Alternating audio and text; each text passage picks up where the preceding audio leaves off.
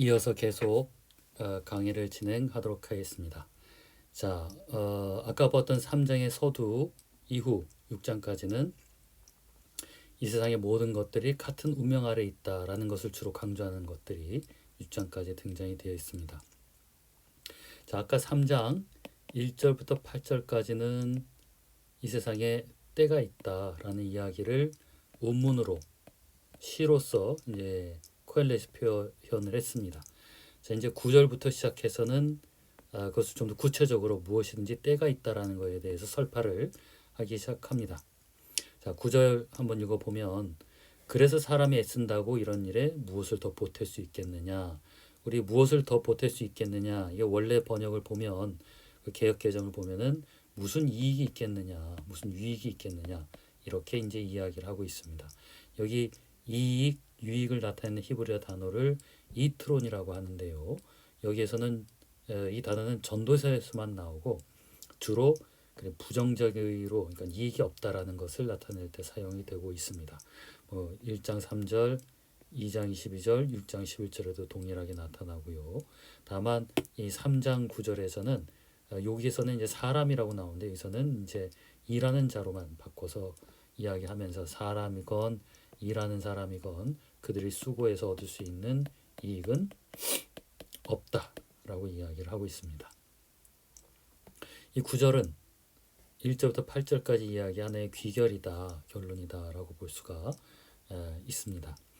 인생이란 그런 행위와 일들이 무한적으로 반복되는 것이고 서로가 무효시키고 균형을 잃어간다. 그래서 어떤 목적도 이익도 없고 무한 반복되는데 서로 양극적이에요. 그래서 살려봤자 죽게 되고 세워봤자 또 허물게 되고 웃어봤자 또 울게 된다라는, 그래서 결국은 모든 것들도 이렇게 레벨링을 시켜버리죠. 죽음처럼 모든 것을 다 같은 것으로 만들어 버립니다.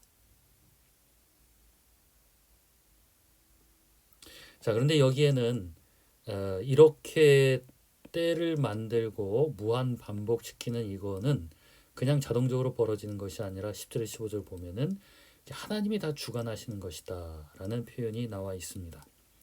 한번 볼까요? 10절 이제 보니 모든 것은 하나님이 사람에게 수고하라고 지으신 짐이다. 하나님이, 그러면서 다 하나님이 한다라는 이야기를 하고 있죠. 모든 것이 이제 하나님이 주관하기 때문에 이 땅은 모든 것이 반복되고 철저하고 그래서 나는 허무할 수밖에 없다라는 겁니다. 자, 11절 한번 볼까요? 유명한 구절이에요. 하나님이 모든 것을 제때 알맞게 일어나도록 만드셨다. 더욱이 하나님은 사람들에게 과거와 미래를 생각하는 감각을 주셨다. 그러나 사람은 하나님이 하신 일을 처음부터 끝까지 다 깨닫지는 못하게 하셨다. 11절이 처음에 보면은 하나님이 때를 만드셨고 그것을 인간이 인지할 수 있도록 하셨다라는 거예요. 그러면 이제 긍정적이죠. 그렇다면은 때를 알 수가 있겠구나. 그런데 뒤에 보세요.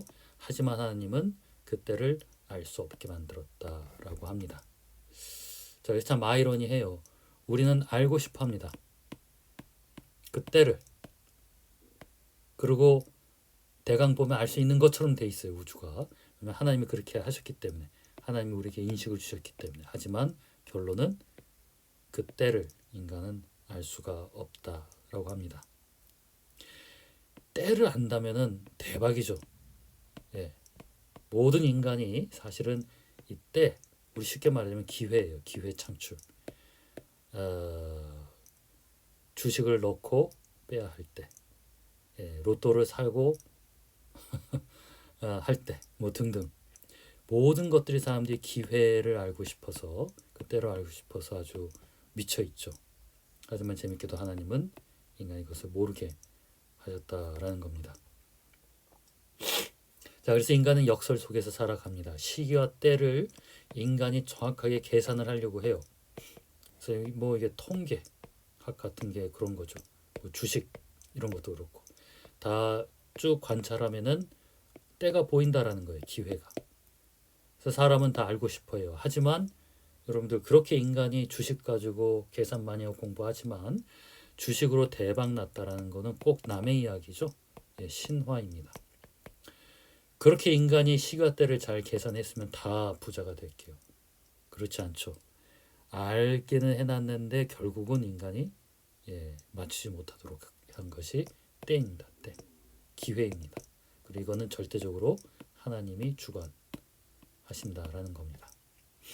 그래서 이거 보면은 내가 이때는 결혼할 때구나 뭐 등등등등 내 사업을 할 때구나.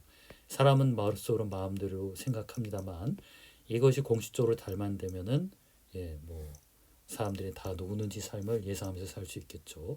그렇지가 못합니다.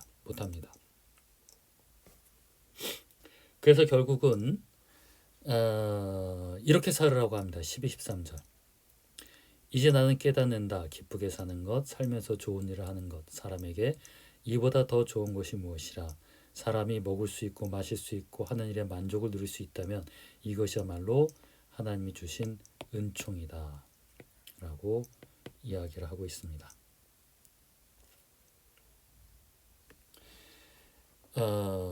대신 때를 우리가 알 수 없는 대신에 하나님은 사람의 인생을 즐기게 해주셨다라고 합니다. 그래서 인간이 수고를 해서 이익을 남겨서 어떤 삶을 이익을 남겨서 삶을 즐기게 하는 것이 아니라 이익 대신에 즐겁게 살도록 하셨고 그러므로 말미암아 수고하며 낙을 누리게 했다라는 겁니다. 그러니까 노동을 해서 그 결과가 좋아야만 인간은 행복해하는 것이 아니라 노동이라는 수고 자체를 즐기라는 겁니다. 내가 오늘 밤에 거둔 것이 아무것도 없어도 노동을 했다라는 것 자체를 즐겨라라는 거죠. 자, 사람에게는 한계가 있다. 그렇죠. 11절에 그것을 얘기해 줬죠. 인간은 알 수 없다.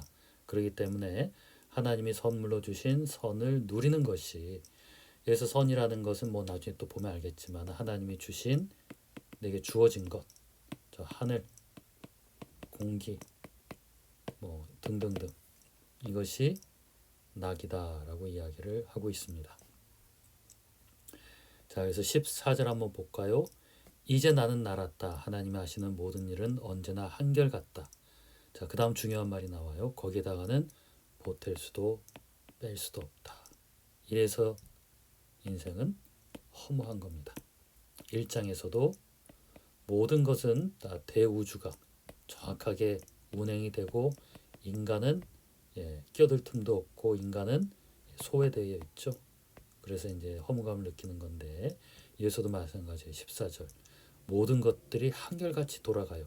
거기에는 하나의 공식이 있는 겁니다. 하지만 인간은 여기에 뺄 수도 더할 수도 뺄 수도 없습니다. 결국은 하나님이 인간은 그런 하나님을 두려움, 경외할 수밖에 없는 겁니다. 인간은 때와 시간에 얽매여 있지만 하나님은 속하지 않습니다. 영원에 속해 계시고 하나님은 영원하십니다. 무언가를 인지하는 인간과는 대조적이다라고 볼 수가 있겠죠. 자, 그 다음 3장 16절에서 22절을 한번 보면은 또다시 그 앞에 1장에서 2장에 보면은 코엘렛이 허물을 이야기하고 그 다음에 나중에 죽음이라는 걸 이야기해요. 여기서도 또 한번 3장에서 허물을 이야기하고 그 다음에 죽음을 또 한 번 더 언급을 합니다. 누구에게나 다름없는 운명을 이야기하고 있습니다. 자, 여기서 보면 양극적 상황이 발견돼요. 16, 17절 한번 볼게요. 나는 세상에서 또 다른 것을 보았다. 재판하는 곳에 악이 있고 공의가 있어야 할 곳에 악이 있다. 나는 마음속으로 생각했다. 의인도 악인도 하나님이 심판하실 것이다. 모든 일에는 때가 있고 모든 행위는 심판받을 때가 있기 때문이다. 양극적 상황, 악과 정의를 대비시켰죠. 있어서는 안 될 곳에 불의가 있기도 합니다. 하지만 결국 때가 되면 하나님이 정리하신다. 이건 좀 긍정적인 이야기를 하는 것 같아요. 하지만 18절에서 22절 볼까요? 하나님은 사람이 짐승과 마찬가지라는 것을 깨닫게 하시려고 사람을 시험하신다. 여러분들이 시험당한다 그러죠. 결국 이 시험의 목적은 여러분이 짐승과 별 다름없다라는 것을 깨닫게 하기 위함이라고 합니다. 자, 19절. 사람에게 닥치는 운명이나 짐승에게 닥치는 운명이 같다. 같은 운명이 둘 다를 기다리고 있다. 하나가 죽듯이 다른 하나도 죽는다. 둘 다 숨을 쉬지 않고는 못 사니 사람이라고 해서 짐승보다 나을 것이 무엇이냐. 모든 것이 헛되다. 결국 또 죽음을 이야기하죠. 인간과 짐승이 똑같다라는 겁니다. 자, 그러니까 22절 보면은 즐겨라 라는 이야기를 다시 하고 있습니다. 미래는 다 똑같이 죽음이라는 거예요.